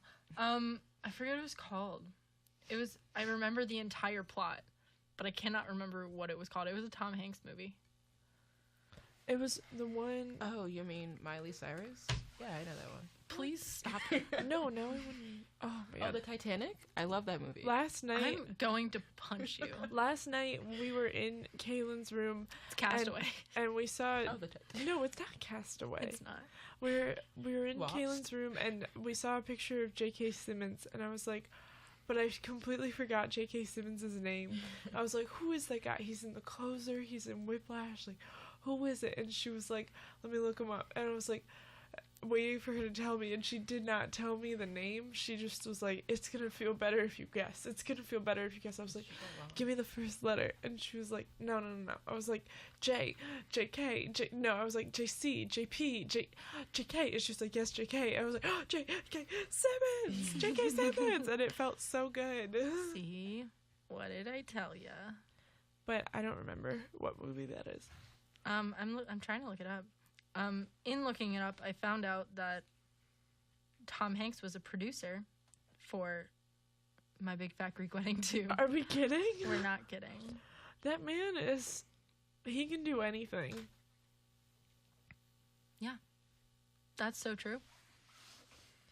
He does do everything. To the rhythm. You know what was a good movie? Unpopular opinion. The Circle was an okay movie. I never saw it. It was okay. It was okay? Yeah. Sully was a good movie. I won't take it back.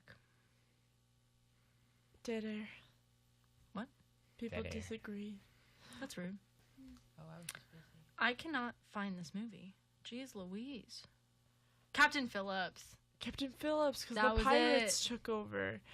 You know what? I forgot the word pirate. That's the problem. That's why we couldn't find it sooner. I was like, those guys, they're on the boat. Why are they on the boat? Everyone knew they were pirates. We all knew that. Do you think there are still pirates? Yes, for sure. In Somalia. Yeah. That's what it's a true story, that movie. I know, but didn't that movie end pirates? I'm kidding. I need you to get out. And the Pirate Bay still exists. What happens there? Jason knows things. You download like movies and files. Jason That's knows different stuff. than the ones with the peg legs. Oh. I don't think it is. I think they're the same. I have a peg leg and I download illegally. Mm-hmm. So, there it is.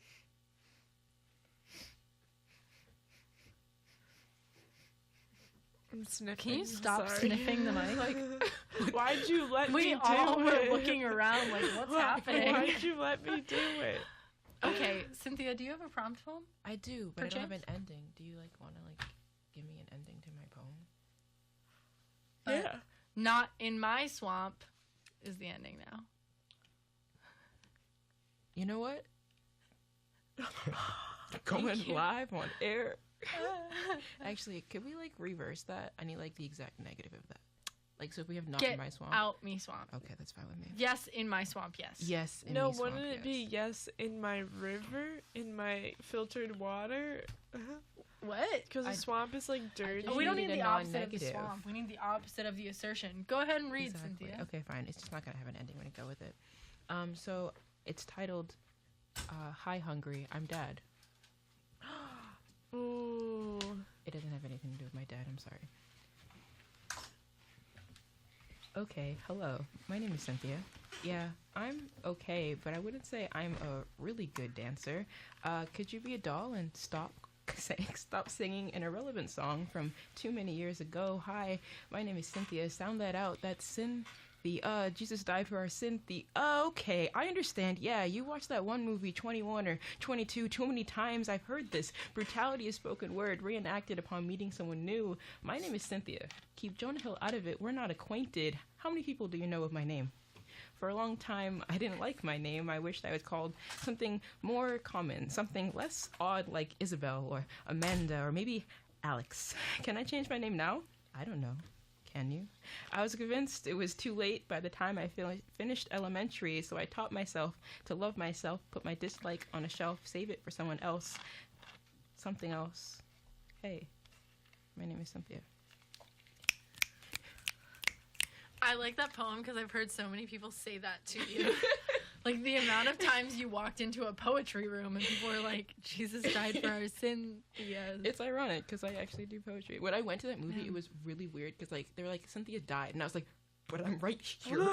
Wow, spoilers. Oh. Well, she dies. And Does she really? She's dead before the movie starts. Oh my god, no. So I haven't it's seen like this trying to figure movie. out. 22 Jump Street? All of them. 21 is good. 22. Oh, James Franco. He can get it. Oh, I love. No, not no, James. we Dave don't Franco. Like him. Dave Franco can Sorry. completely Oh get my it. goodness. Franco is a pedophile. Yeah. Hey, wait. No. Oh, well, like he preyed on underage girls. Yeah. We can't talk about that here. I'll cry. But Dave Franco? Dave Franco Franco's for sure. cool. He's And cool. the rest of the cast of Freaks and Geeks. I'm not familiar. Love Freaks and Geeks. I think Seth Rogen, Jason Segel. Jason Segel. Seth That Rogen girl with freaks the me perm out. and Legally Blonde. I haven't watched like Give, Busy Phillips. Say her name. I forget her name. No, it's Lisa Cardellini. I didn't know her name. She's that girl with the perm. Well, and they're two Legally different Blonde. people. Busy Phillips is the mean man. girl on Freaks and Geeks. Yeah, but there's two. I was saying it's a list, and one of the people in that list is the girl with the perm and Legally Blonde, and the next person is Busy Phillips. She has a name. Respect. Say her name. I love that. Where? Yeah. Okay.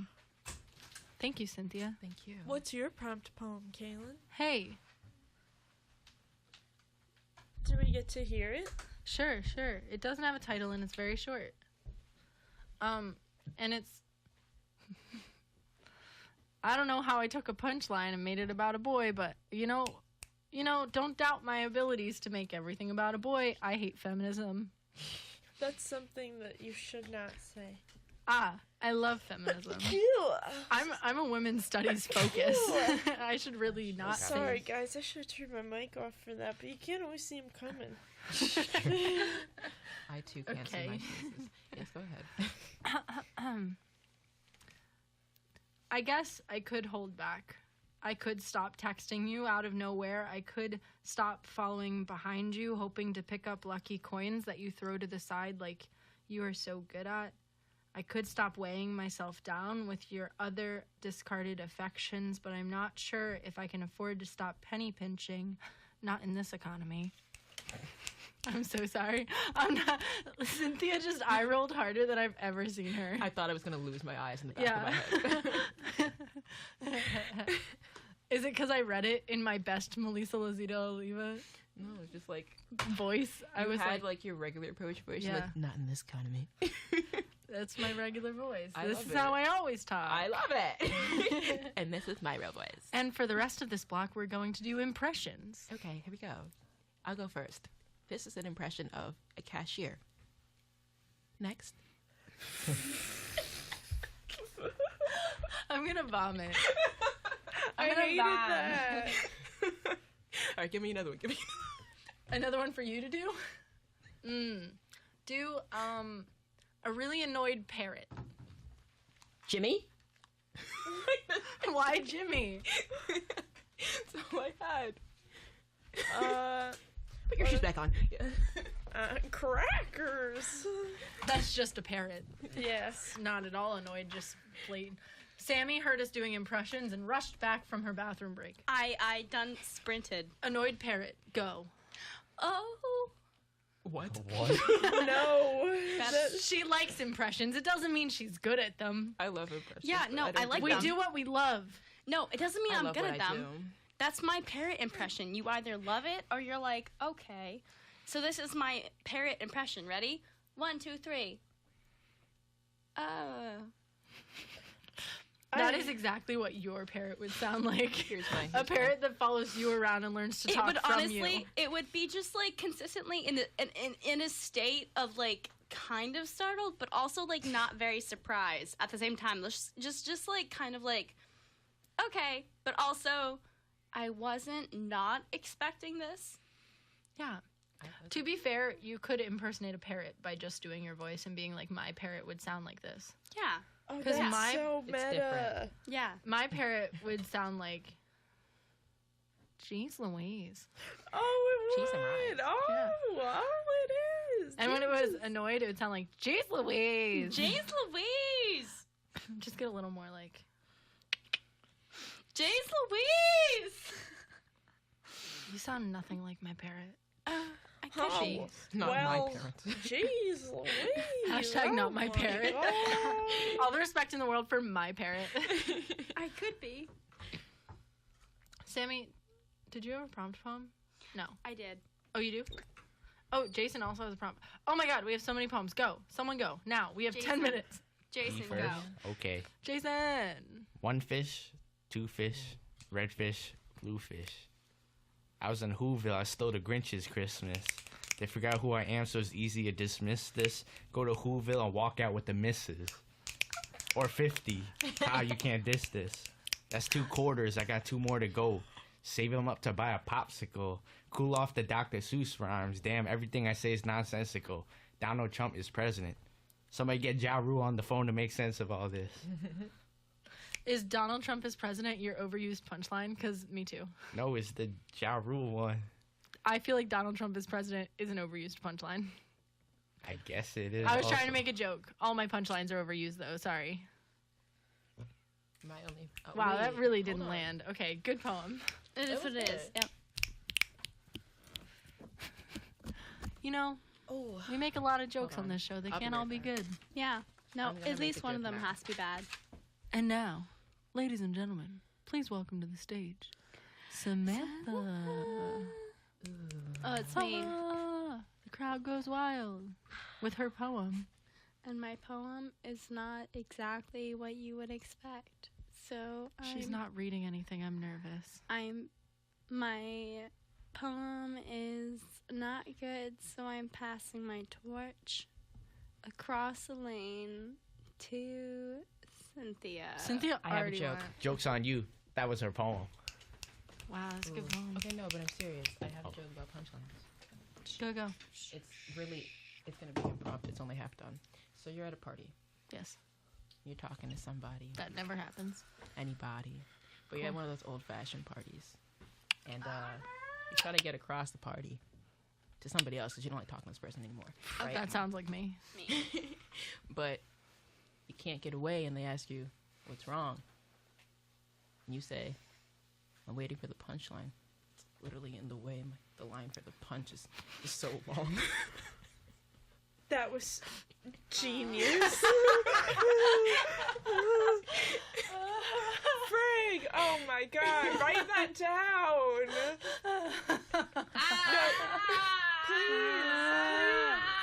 Please. Cynthia, I bet you're really good at improv. Cynthia! Hey.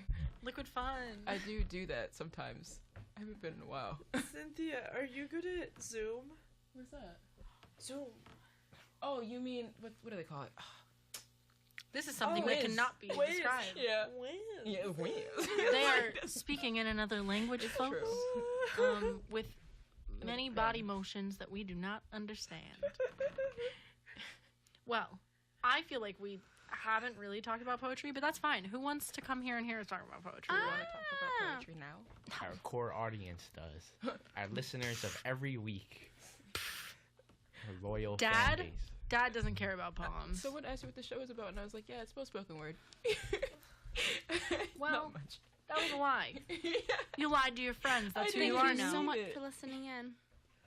Guys, we got 10 minutes left. That's time to play Chained to the Rhythm by Katy Perry at least twice. I'll punch you in the face. That's time for more impressions. Here is a dog walker. Don't pee there. Cynthia! Where is she going? She's gone. Sammy has left the building, folks. Oh my gosh. What's wait, that one Elvis song? Wait, what if me and Cynthia... Elvis has left the building. Wait, I want me and Cynthia to do an improv scene. It has to be sitting down. Give us a word. Give us a word. Give us a location. Give us a non-geographic location. She nailed it. Come on, we're waiting. I want to describe the look that we're getting from Caitlin currently. My eyes are dead. Yes. And my mouth is kind of in a smile, but it's not real. It's just a jar. Give us a non-geographic location. We'll do some prov. I'm a little rusty. All right, somebody call in. A Justin Bieber concert. I don't like it. Too specific. I took a quiz today that said, based on my clothing choices, that I would date Justin Bieber. Wait, let's say we're at a concert. We're at a concert. No, I need. Can it be a Kesha concert? No, it's Britney Spears. We get to decide. It's a concert. Okay. What else do you need? No, that's it. Oh, Concert. okay. Concert. We're You at have a 2 concert. minutes. Wrap it up, ladies. I bought these tickets 6 months ago. I got them off of StubHub last week. I had a notification for when they dipped below $20. That's not possible. Yes, I have the app. Show it to me. Prove it. Right here. You got scammed. I don't know how you got in here. Well, I almost thought I wouldn't, but the bouncer took my fake ID. He took mine too. Oh my god, we should get a beer. We should, but I'm Charlie. My name's Jim. I have a secret, Jim. Tell me your secret, Charlie. I'm not really a Charlie XCX fan. I'm here for her opener. Who The is? Toontown Band. Toontown, you're kidding. I didn't know they were going to be here today. I've been rubbing my arms against the Toontown jail cell for 8 years. What did they lock you up for? Because they got me too. I was there a couple months ago. Screaming, I want Wendy's. I work at Wendy's. You were that girl. Scene. I hate you. I hate you so much. That was really you bad. You came into my home and you brought the Toontown Band and they weren't invited. They weren't invited. I haven't done improv in a year, and I only did it to make friends. Welcome back. Now I made Cynthia. She made me. Cynthia's my friend. From the ground up. Oh my god. I Okay. forget that Cynthia and I are in the same year. We are? Yeah, we're both sophomores. That's exciting. Wait, Cynthia's a sophomore? That's me. Oh, wow. Who'd you think I was? A freshman. I basically assume people start at BU when they enter my life. So Fair. until then, you don't exist in this sphere. Huh. I bring you into existence. That was deep. Yeah. Thank you. So everyone is a sophomore or less because they can't have been here before me. When we go to London, it's gonna get complicated. Oh my god, no. Nope. Yes. Hello, Governor. My name is Lucy Levin. Do they and not I have would like accents fish and here? chips. Because they do.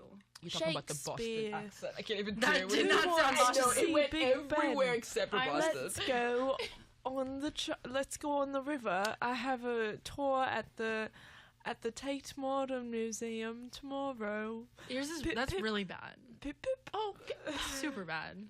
You could try Australia. I was talking. Hello. Oh, there it is. That I'm a was Bobby. so good. I can't do Australian at all. I don't know how. What it can you sounds. do? I love accents. Southern only, because I grew up in the South. Yeah. Yeah. Also, I was talking to a friend's parents the first time I met them recently, and I was talking about like the area in Boston, and I went to say Coffee. a specific city, and God. it came out with a flawless Boston accent. I was like, wow, this is who I am now. Which city? Dorchester. Oh, it should be. Okay. I have a very I unpopular heard there's opinion. Ready? some really good Greek food in It's Dorchester. important. In Dorchester? Dorchester. It's important. I feel like you can't say it like normal. You have to say like Dorchester. Dorchester? Yeah. So Cynthia? we have Worcester, correct? Worcester. We have Worcester? Why isn't it Dorster? Dooster. Duster.